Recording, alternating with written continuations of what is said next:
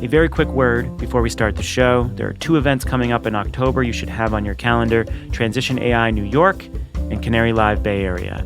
The market for artificial intelligence in the energy sector will likely surpass $13 billion in the next 5 years.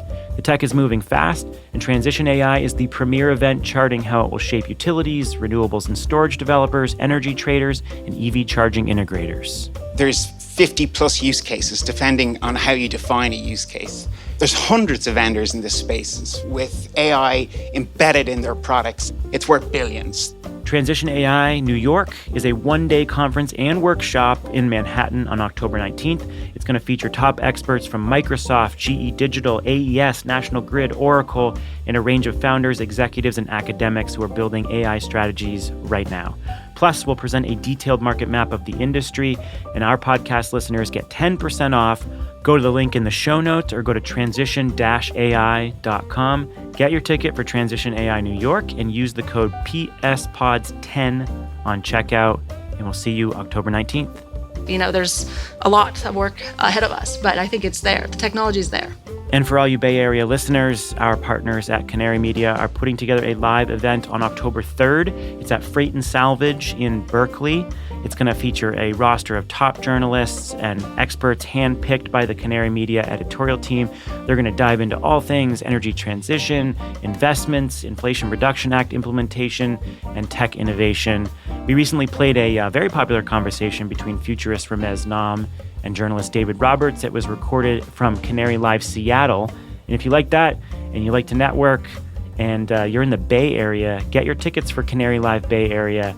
Again, it's on October 3rd in Berkeley. We have a link in the show notes, and those Canary Live events tend to sell out, so go get your ticket now.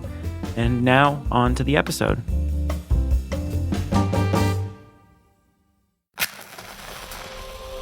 From the studios of Postscript Media and Canary Media. Jan Matthiesen is a director with the Carbon Trust. He's been working to grow the wind industry for nearly 2 decades. And for the last 10 years, Jan has focused his attention on offshore wind. So I moved over from onshore wind to offshore wind.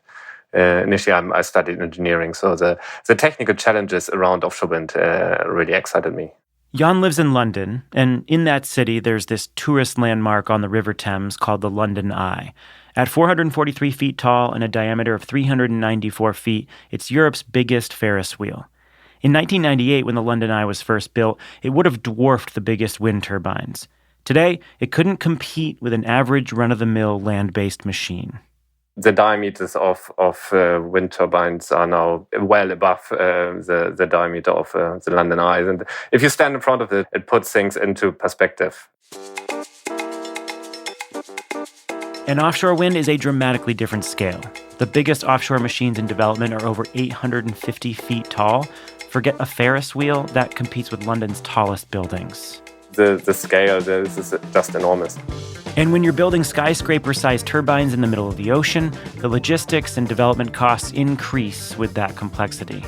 It's quite a big difference. Obviously, offshore it's more complex. You're building them very far out at sea. They need to withstand very harsh conditions. If you're out there and it's windy and the vessel is moving and you really feel the environment is totally different than, being in a van driving onto the field and get out of the van and climb up the turbine.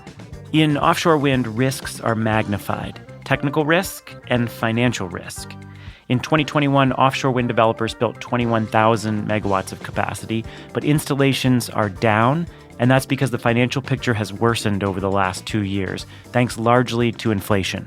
The offshore wind market, I think, remains still strong. However, investments in offshore wind have declined, and 2022 actually saw a record low in financial investment decisions.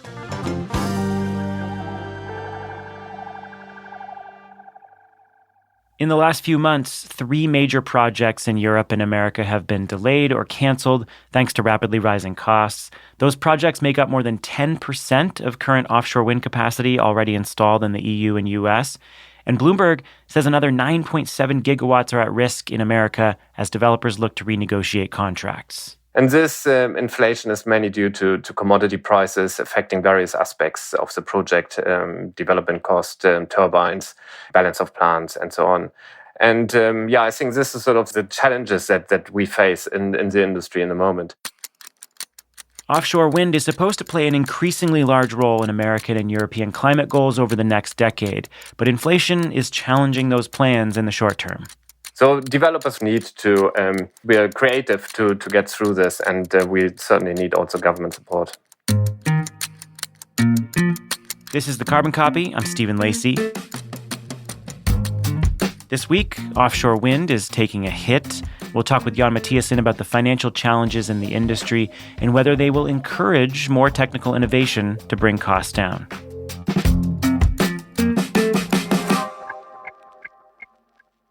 The Carbon Copy is supported by Fish Tank PR. In this turbulent and exciting energy transition, your approach to communicating with journalists, investors, and customers must evolve.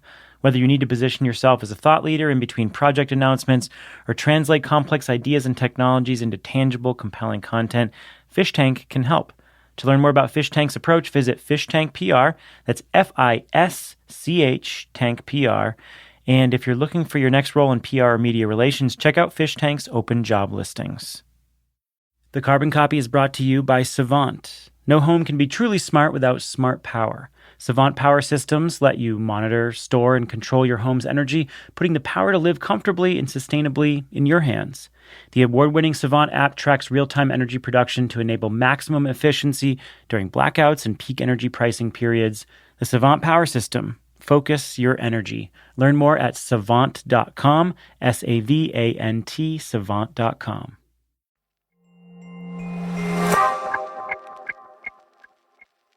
President Biden wants 30 gigawatts of offshore wind farms installed by 2030, but that goal is looking increasingly unlikely. This summer, 2 key projects off the coast of Massachusetts and Rhode Island were derailed because of soaring development costs. I think it's important to acknowledge that potentially missing energy targets and walking away from projects can have a significant impact, in particular in the US, where a market has struggled actually to gain momentum. It's also a problem in Europe, where member states want to double offshore wind capacity by 2030. Many projects are still going forward, but the European utility Vattenfall just shut down construction of one of the biggest wind farms in the region, citing a 40% rise in costs. And it could mean that delay in reaching renewable energy goals, missing opportunities, maybe also in stimulating further jobs. So that is actually having some tangible effects on the industry. A perfect combination of policy support and maturing technology has come together, and this was supposed to be the moment for offshore wind. But financing is getting much trickier. Jan has been tracking the ups and downs of offshore wind for a decade, so I called him up to ask about where this inflation challenge might take the market. What can you tell me about where costs are increasing along the supply chain? The challenge is we are looking at increased inflation, basically. So that means cost increases, and we're looking at around 20%. And it's that is really cutting across not only offshore wind, but it's also, impacting other sectors.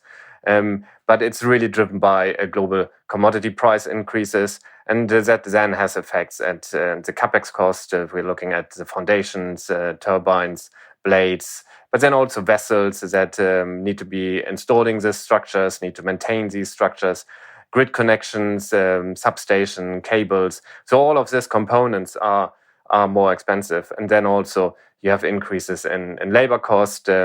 Workers want, basically higher wages, and then financing costs as well.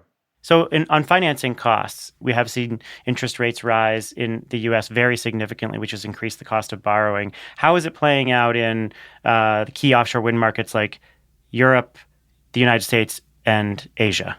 I would say it's very similar impacts, actually. So it's not that the US is very unique there. Obviously, its financing cost also has to do with risk profiles, and you could say that because of some uncertainties, and as I mentioned earlier, the risk profile in the US may be higher for certain projects. That has an impact on financing cost. But in general, there's a global impact on inflation, but then despite these challenges, the industry is still progressing and making strides, remaining committed to develop offshore wind projects. So I think that's also important. And it's also important to recognize that we need to maintain confidence in the offshore wind sector. And because of their unique technical requirements and logistics and financing requirements, these projects can take a long time to build, sometimes a decade or more. And that does make them pretty vulnerable to a lot of these changing economic winds, more so than other renewables projects. So how does that make offshore wind potentially more vulnerable than, say, onshore wind? Yeah, offshore wind projects are generally more vulnerable to cost increases compared to onshore wind project. And there are a number of reasons. So one big factor is that the complexity. They are difficult to build, construct. They need to withstand very harsh conditions, very far offshore. And so that creates challenges. Then logistic, transportation, installation of these turbines can be more challenging. It's more expensive than onshore turbines. So getting out to sea in harsh conditions, again, it's more challenging. And this also leads to then higher construction costs. And then finally, you have investment in infrastructure that is higher than you have on onshore wind. So you may require substations, offshore substations, onshore substations, cables connecting this all together. So this all has impacts, which makes offshore wind more complex, more risky, more expensive. But then on the other side, you can generate electricity at much larger scale. So the turbines are much larger, more efficiency, higher wind speeds offshore. And that means that actually the levelized cost of energy is actually lower than, for example, some onshore wind projects. And what kind of developers are the ones that are able to weather these challenges the most? Do they tend to be oil and gas companies? I think it's not necessarily that they need to be oil and gas. It's a mix, and normally they are large corporates. They have big balance sheets. Some of them come from oil and gas. That's right, but you also have large players coming from the conventional power sector. So I think it's a mix, but it is a playing field for the big guys basically. So it's normally large corporates that can actually manage this complexity that we see in offshore wind, this risk, and also driving this investment.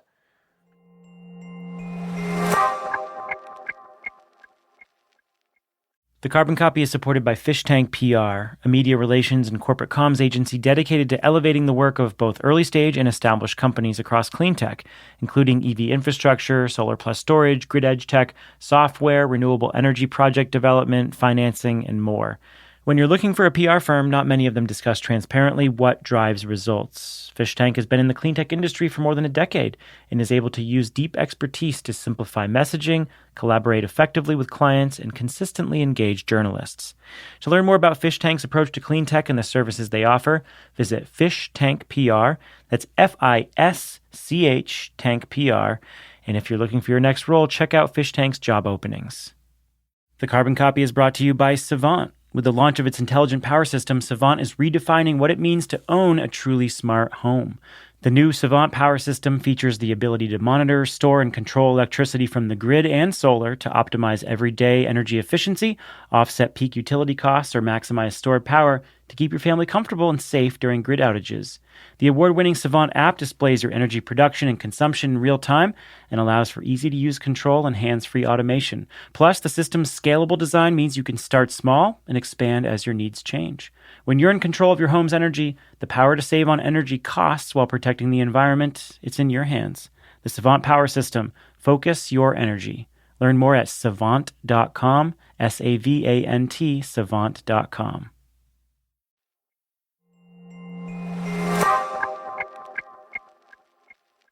So if you could identify a key development trend or a technological trend that you think will accelerate the push for offshore wind, beyond some of these economic challenges that you think are just going to progress projects, make them easier to develop or more efficient to develop or make the performance of projects better, what do you think is happening today that you think will make offshore wind projects better in the coming decade?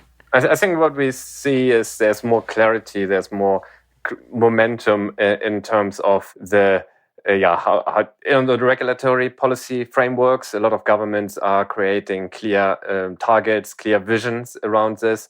We see many more countries entering the markets, are interested in this. So We see the scale up. That also creates problems around supply chain, skilled labor, grid connections, and so on. But in a way, it's a positive for the industry.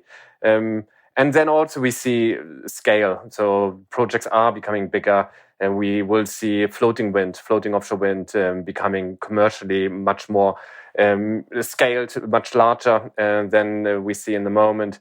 And that will, we see further cost reduction, I'm sure, because of the scale and larger projects, larger turbines. And that again will reduce further the risk and will drive investment. So it's a sort of a momentum that I think will increase rather than decrease even in these challenging times. So where's the market going from here? It will obviously differ geographically based on region, but generally, where do you think offshore wind is headed? Are these economic headwinds a short-term problem, or how long will they last? Yeah, it's difficult to. I'm not an economist, so if I would have a crystal ball, but it's difficult to say for sure whether it's it's a challenge that the offshore wind industry faces short term, or whether there's will have actually deeper consequences for the market. There are certain factors that suggest the challenge may be longer lasting. The war in the Ukraine had a significant impact on the energy sector as a whole, and it's possible that will continue to affect offshore wind developments for some time to come. And additionally, there has been concerns about availability of skilled labor. It's a big issue. Supply chain development is under pressure. That also contributes to ongoing challenges in the market. But ultimately, only time will tell how these factors will really play out. I think on a more positive note, offshore wind market is growing steadily, and that will continue to grow despite the current challenges and that we see not only in offshore wind but really globally in other industry as well. And there are several factors that contribute to this continuous growth. There is a need to replace conventional power, and that isn't changing. That is still a need that we need to address, and governments are looking into this. And then also many companies are investing in offshore wind projects. There's a lot of excitement around the potential of this market. Of course, there are challenges. There always will be challenges. I'm sure once we go through this economic challenge, there will be other challenges. But I think overall, offshore wind market outlook appears positive, at least in my eyes. I know you're also focusing on broader maritime decarbonization. What other technologies and sectors does that encompass? Yeah, so that's right. We're also looking at maritime decarbonization in general. So that looks at the shipping sector, for example.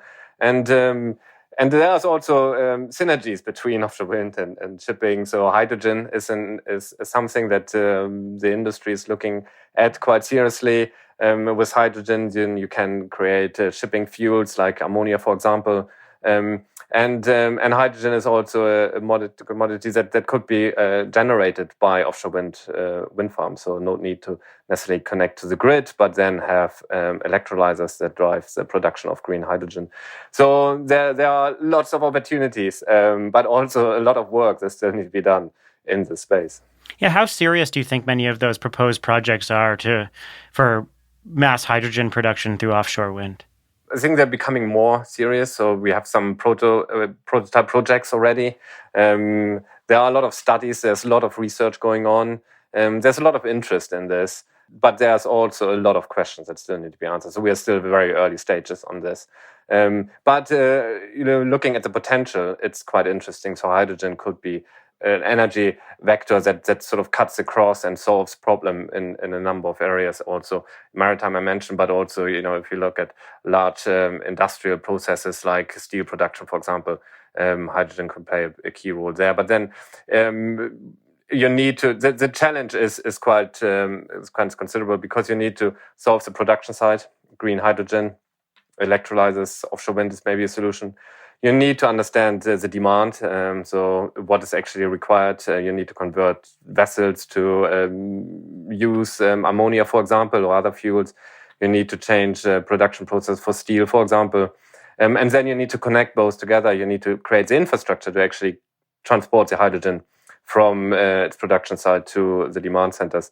And you need to create all of this at the same time. So it is quite a challenging process, where in offshore wind, in a way, we focused on the production side, putting offshore wind turbines in the water, but there is a grid system, there's an electricity market that we can plug in. So from this perspective, offshore wind was the easy one.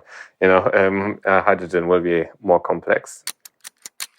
We're a long way from the early turbines built out of tractor components in the 80s. Yes, definitely, yes. Jan, thank you so much. Oh, thank you very much for having me. It was a pleasure.